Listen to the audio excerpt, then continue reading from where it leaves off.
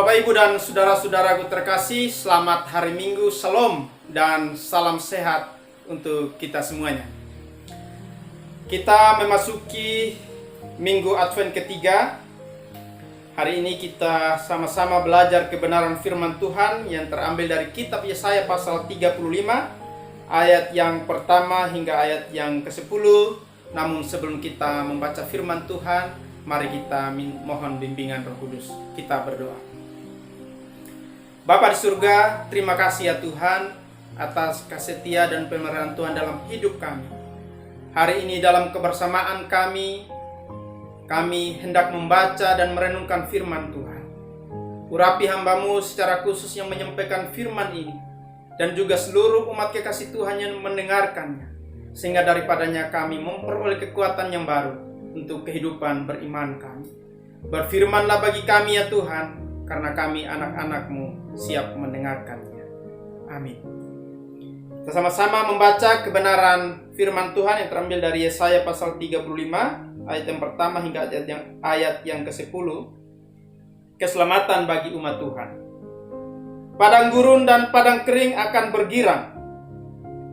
Padang belantara akan bersorak-sorak dan berbunga.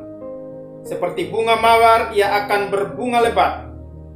Akan bersorak-sorak, ya bersorak-sorak dan bersorak-sorai. Kemuliaan Libanon akan diberikan kepadanya, semarak Karmel dan Saron.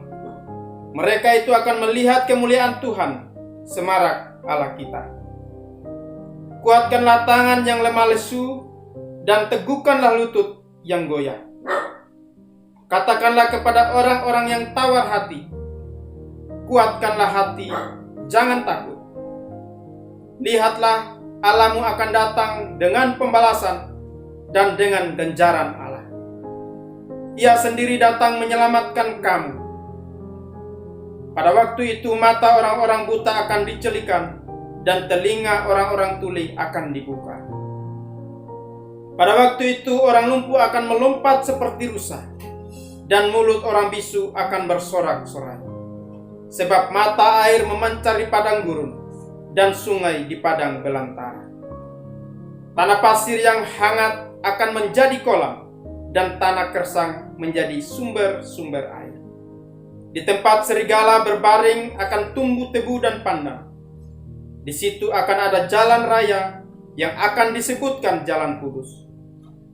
Orang yang tidak tahir tidak akan melintasinya, dan orang-orang pandir tidak akan mengembara di atasnya. Di situ tidak akan ada singa, binatang buas tidak akan menjalaninya, dan tidak akan terdapat di sana. Orang-orang yang diselamatkan akan berjalan di situ. Dan orang-orang yang dibebaskan Tuhan akan pulang dan masuk ke Sion dengan bersorak-sorai. Sedang sukacita abadi meliputi mereka. Kegirangan dan sukacita akan memenuhi mereka. Kedukaan dan keluh kesah akan menjauh. Demikian jauh pembacaan firman Tuhan. Terpujilah Kristus. Maranatha. Bapak, Ibu, dan saudara-saudaraku terkasih, kalau kita flashback kembali ke belakang, kita melihat sedikit sejarah bangsa Israel pada masa kepemimpinan Raja Salomo selama 40 tahun. Maka pada masa itu merupakan masa kejayaan bangsa Israel. Masa di mana mereka menikmati hidup yang sangat baik. Menikmati kehidupan yang berlimpah. Menikmati kehidupan yang penuh dengan sukacita. Tidak ada peperangan terjadi di mana-mana. Bahkan kehidupan mereka secara spiritualitas sangat baik dengan Allah. Bapak, Ibu, dan saudara-saudaraku terkasih, kehidupan 40 tahun yang dibangun oleh Raja Salomo sebenarnya merupakan landasan kehidupan yang baik untuk kehidupan mereka pasca kepemimpinan Raja Salomo. Namun pada akhirnya, apa yang kita lihat, apa yang kita tahu dari sejarah ini, ketika bangsa Israel dipimpin oleh Rehabeam menggantikan Salomo, maka bangsa Israel berubah 180 derajat. Bangsa ini ibarat anak-anak ayam yang kehilangan induknya. Mereka tercerai-berai, kehilangan fokus, kehilangan arah, kehilangan pengharapan hidup yang selama 40 tahun mereka rasakan, yang selama 40 tahun mereka alami bersama dengan Raja Salomo seketika menjadi sirna. Pertanyaan bagi kita, selama 40 tahun kehidupan mereka dibangun, kepada siapa dasar hidup itu mereka percayakan? Atau mereka sudah dininabobokan dengan kehidupan yang nyaman selama 40 tahun bersama dengan Raja Salomo? Mungkin saja mereka hanya menaruh pengharapan hidup mereka hanya kepada figur seorang Salomo, atau figur Salomo sebagai seorang raja yang memimpin pada saat itu. Sehingga begitu cepatnya bangsa ini berubah dari kehidupan spiritualitas yang baik, lalu kemudian secara drastis merosot secara moralitas dan iman, membangun hubungan kepada ilah-ilah lain, dan membuat Allah berpikir, kenapa dan apa yang terjadi dengan bangsa ini? Dalam masa keterpurukan bangsa ini bersama dengan Rehabeam, Allah mengutus seorang nabi, yaitu Nabi Yesaya, datang memberikan kabar sukacita, kabar damai sejahtera. Kalau kita baca pada ayat yang pertama dan yang kedua, dikatakan padang gurun dan padang kering akan bergirang, padang belantara akan bersorak-sorak dan berbunga. Padang gurun, padang kering menggambarkan suasana kehidupan bangsa Israel, suasana kebatinan orang-orang Israel pada saat itu. Inilah yang merupakan panggilan hati Tuhan untuk memberikan kabar sukacita dan kabar keselamatan bagi mereka. Bukan karena perbuatan baik mereka Allah melakukan itu, tapi karena kedaulatan dan belas kasihan Allah lah yang memberikan kabar sukacita itu melalui Nabi Salomo untuk disampaikan kepada orang-orang Israel. Bapak, Ibu, dan saudara-saudaraku yang terkasih, mungkin juga kita menaruh pengharapan kepada hal-hal yang sifatnya sementara dan sederhana. Itu bisa jadi membawa kita kepada kehidupan seperti apa yang dirasakan oleh bangsa Israel. Kita akan kehilangan pengharapan, kita kehilangan fokus, dan kita kehilangan arah. Karena kita menaruh pengharapan hidup kita hanya kepada hal-hal yang sifatnya kelihatan dan sifatnya sementara.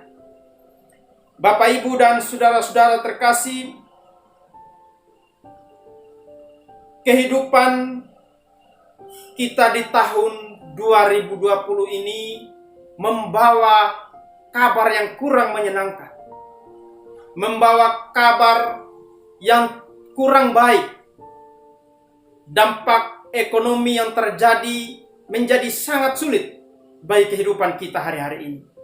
Mungkin bukan saya saja, kita semua, bahkan siapapun mengalami hal yang sama di dalam kehidupan kita oleh karena pandemi COVID ini.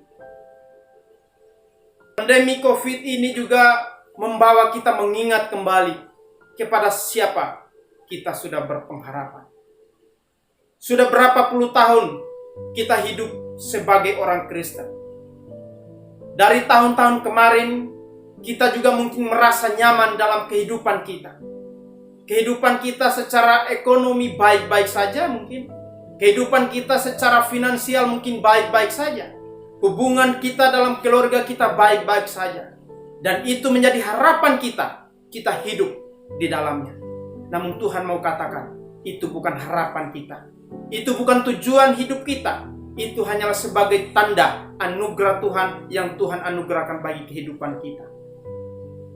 Kalau kita berpengharapan kepada hal-hal yang seperti itu, maka tidak mungkin kehidupan kita akan berubah seperti kehidupan bangsa Israel. Ketika sepeninggalan Raja Salomo, kehidupan ini menjadi berubah. ketika kita mengalami pandemi saat ini, kita juga mulai kehilangan fokus. Kita juga mulai kehilangan arah. Karena di tahun-tahun sebelumnya, kita menaruh pengharapan kita kepada kehidupan yang kelihatan. Kepada ekonomi keluarga kita karena kita merasa mapan. Karena kita merasa tidak terganggu secara ekonomi. Kita baik-baik saja dan lain-lain sebagainya. Itulah menjadi harapan kita. Namun Tuhan mau katakan, itu bukan harapan kita. Harapan kita adalah kepada Tuhan yang memiliki atau sumber kehidupan itu sendiri. Bapak, Ibu, dan saudara-saudaraku terkasih, Minggu Advent ketiga ini juga menjadi masa-masa penantian untuk kita. Menantikan kabar sukacita, kabar damai sejahtera yang dianugerahkan oleh Allah melalui Putra Tunggalnya yang akan hadir bagi kita semua. Memberikan harapan baru, memberikan pemulihan, memberikan perubahan di dalam kehidupan kita. Mungkin karena kita sudah mengalami pandemi COVID ini yang berdampak pada kehidupan keluarga, kehidupan ekonomi kita. Dengan kabar sukacita yang akan datang bagi kita, yaitu Tuhan kita Yesus Kristus yang adalah Tuhan dan Juru Selamat, yang adalah juga sumber kehidupan itu bagi kita. Tuhan mau mengatakan hari ini, taruhlah harapan kita hanya kepada Dia, pemilik kehidupan itu, supaya kita bisa keluar dari segala tekanan hidup yang kita alami hari-hari ini. Mari kita merespon kehadiran Kristus dalam hidup kita dengan penuh sukacita dan penuh harapan hanya kepada Dia. Mari juga kita percaya dengan iman kita, bukan iman yang pasif, tapi iman yang aktif. Untuk kita terus belajar, untuk kita terus berjuang di dalam kehidupan, walaupun sesulit apapun hidup itu. Karena Tuhan menjanjikan bagi kita perubahan dan pemulihan. Tuhan menjanjikan keselamatan bagi kehidupan kita. Ketika kita menaruh pengharapan itu hanya kepada Allah, kita akan tetap berdiri tegak walaupun apa yang terjadi itu mungkin sulit bagi kehidupan kita. Dan kita percaya dan harus percaya penuh bahwa hidup ini adalah milik Kristus. Kiranya Tuhan Yesus memberkati kita semua. Amin.